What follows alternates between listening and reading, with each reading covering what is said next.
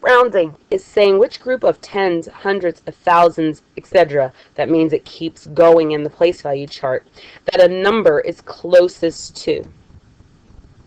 Some examples of numbers that have been rounded by tens, you could start with 0, 10, 20, 30, 40, 50, 60, 70, 80, 90, 100, 110, and it keeps going, counting by tens.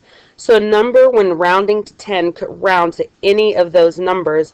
You just have to say what it's closest to. Then we have hundreds, includes 0 as well. 100, 200, 300, 400, and on, counting by hundreds. Thousands would start with 0 and count by thousands. So today we have an example with 47, and we're going to use a vertical number line to help us. So when you are trying to round, some of the important things are knowing what you're rounding to and knowing your place values. So if it tells you to round to the nearest 10, you need to know the place value of tens. So I have the number 47 here. 4 is in the tens place. That is important for you to know when you're rounding, which digit is in that place that they're asking you to round to. So here's 4, and because I know that 47 has 4 tens, I know that I could use 4 tens, which is 40, to round to.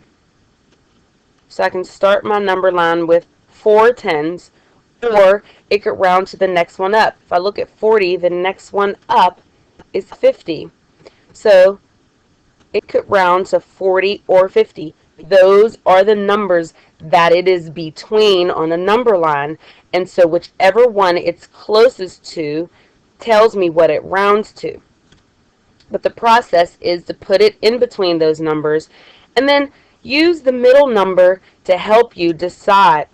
So the middle number between 40 and 50, if you made this number line and you filled in all the numbers, you would get 41, 42, 43, 44, 45, I'm going to fill it in, 46, 47, 48, 49, and of course 50 is the last number.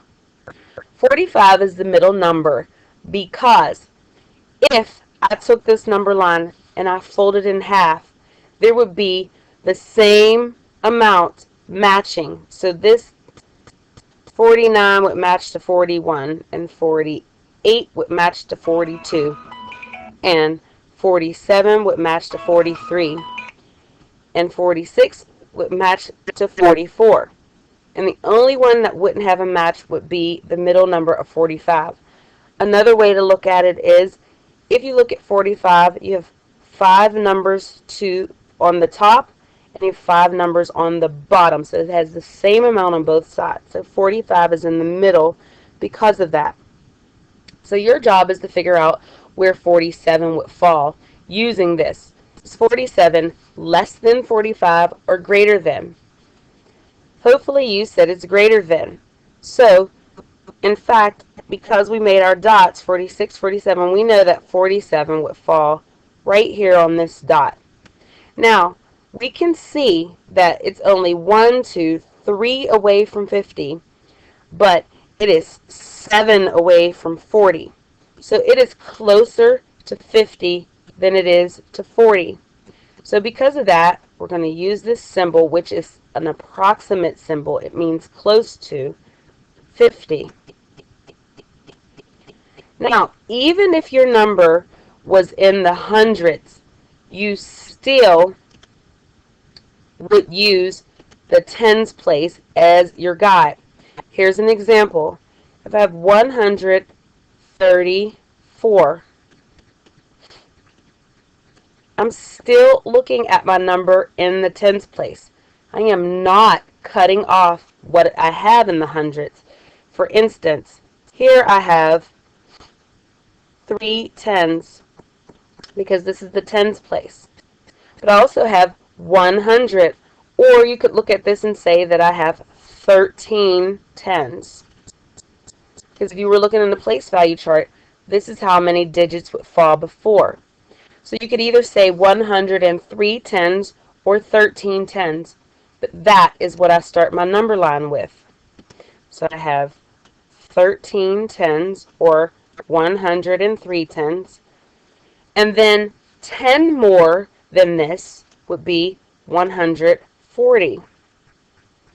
104 tens, or 14 tens. You could look at it either way. And the middle number is always going to have a 5 in it. That's a hint. It's always going to have the beginning here. So 135.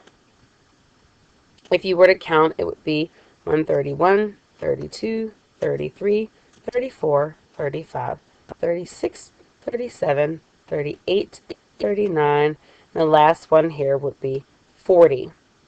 And so when you're looking at this, you compare 134 to this number line. Is it less than or greater than 135?